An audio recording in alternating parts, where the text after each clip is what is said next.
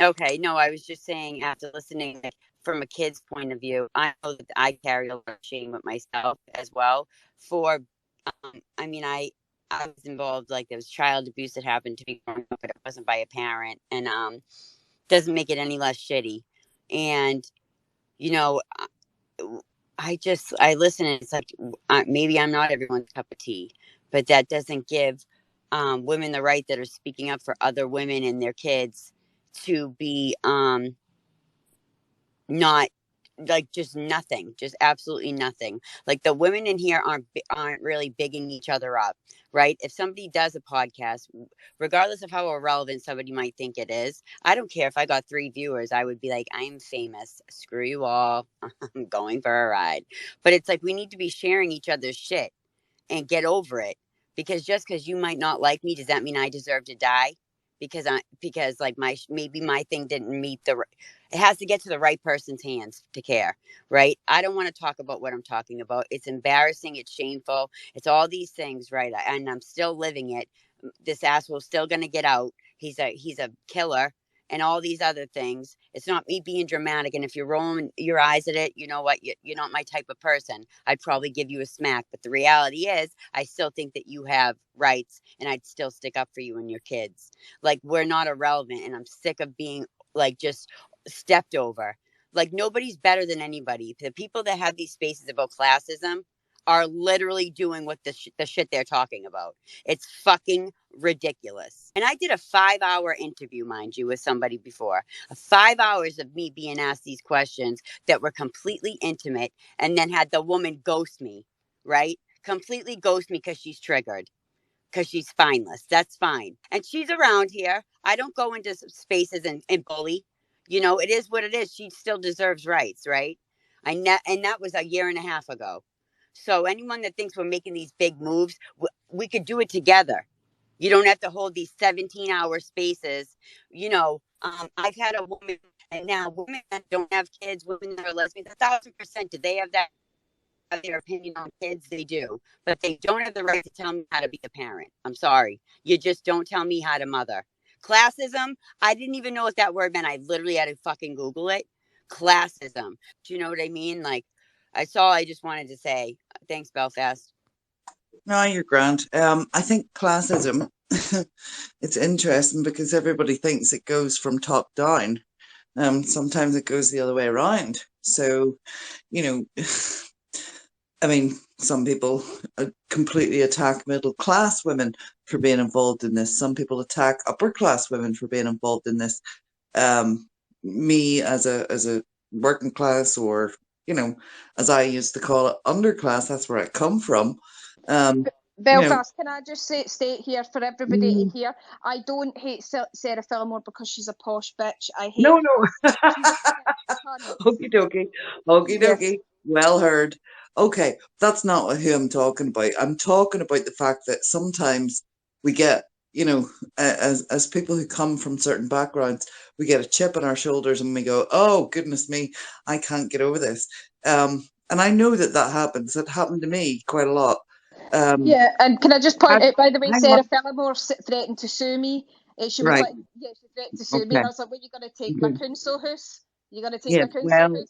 Uh-huh. Well, there is that. That's not going to work because I know you've got no money, my love, and neither do I. All your money goes on your kids, and that's fine.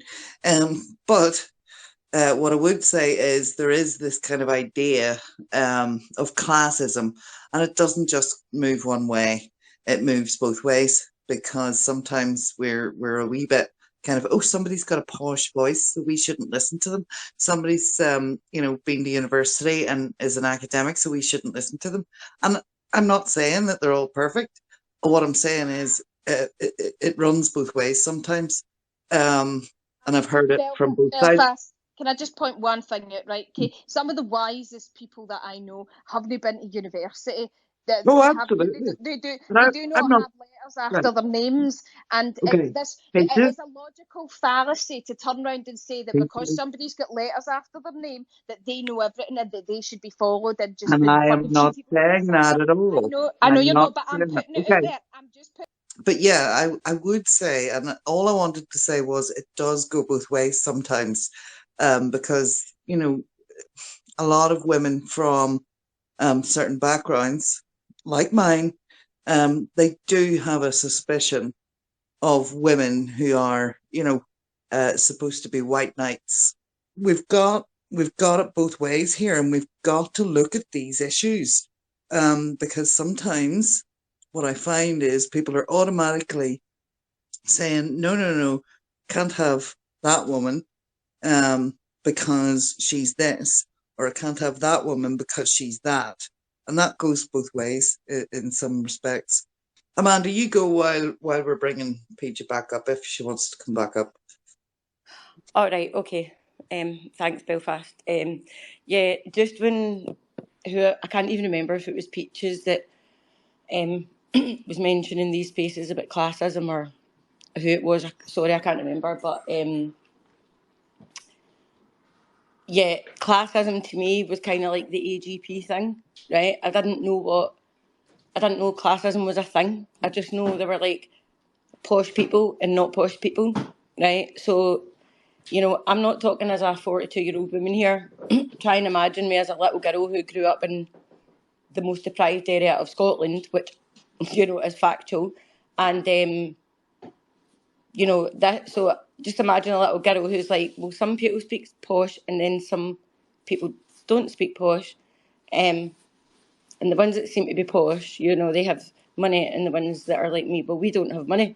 And that's just the way we saw it.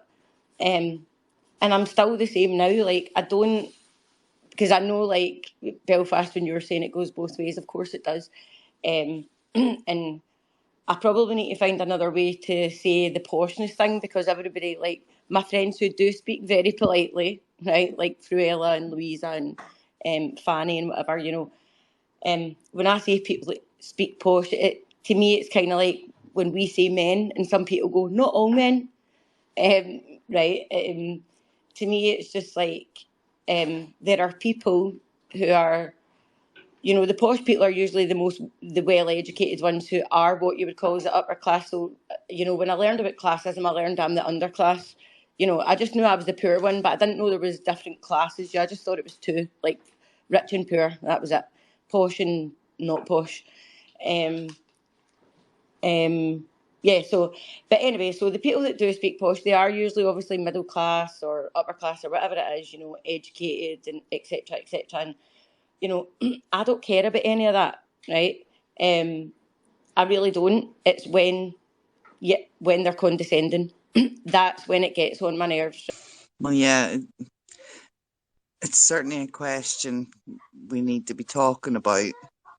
But but what I would say is there's certain people who talk about the classism. I do find it difficult, because the people who genuinely are affected by their class don't want to come in and speak in those spaces. Can I tell you one funny thing though, Belfast, and sorry for butting in, right?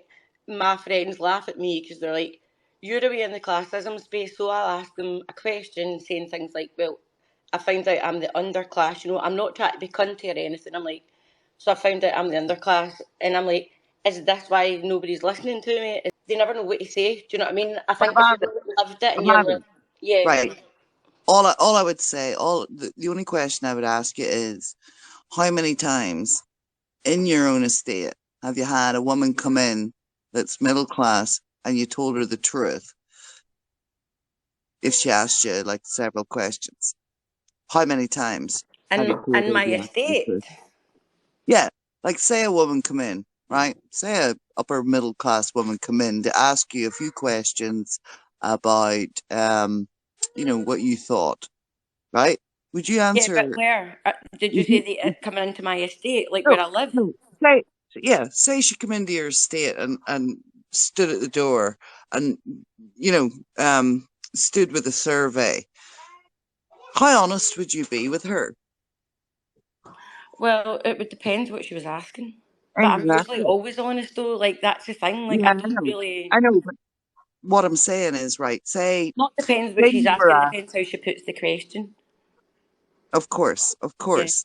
But what I'm saying is these women go in, they talk to women who they, who they negotiate with and go, oh, you're from the underclass. Let me ask you a few questions. Um, I don't think those women are answering honestly. I genuinely don't, because they're scared that a social worker will get involved if they say certain things. So on this classism thing, right? So this is what we've got. We have um, too many cooks in the kitchen, so to speak, right? I know that I have a lot of um, people who don't care for my accent or how I speak or how slowly I speak. The issue actually is with too many cooks in the kitchen, you've got too many people throwing out demands on what they think and how things should be done instead of actually cooperating and networking and doing listening. But they want to put demands out on other people and say everything on the face of the planet that bothers them about somebody else instead of actually listening and cooperating, or they want to pass off and delegate something that is not theirs to delegate to somebody else. It is a big, huge issue. There's a lot of animosity that goes on because there are so many people that um, maliciously try to block other people from doing advocacy. And they think that because women either speak too slowly for them or they repeat themselves or they're not their right quote flavor, right, when you're making the soup, then they don't want to collaborate with you and all they want to do is do a little bit of bitching.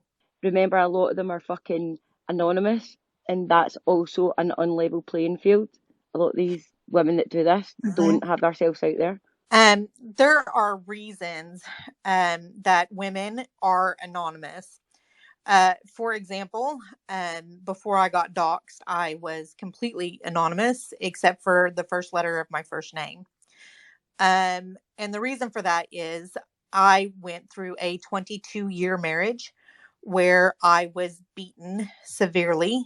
And my ex-husband would follow me around. I don't know about you, but if you've ever had your head smashed into the concrete before in your life in front of a group of people um, that were supposed to be your family and your friends, and everybody just stood around and watched, that's a big deal. That kind of thing and that cyclical thing, that's the reason why women keep themselves private. And especially if you're in a trusted group of friends, I don't care if you get on my damn nerves or not. I'm not putting your shit out there because that ain't for everybody.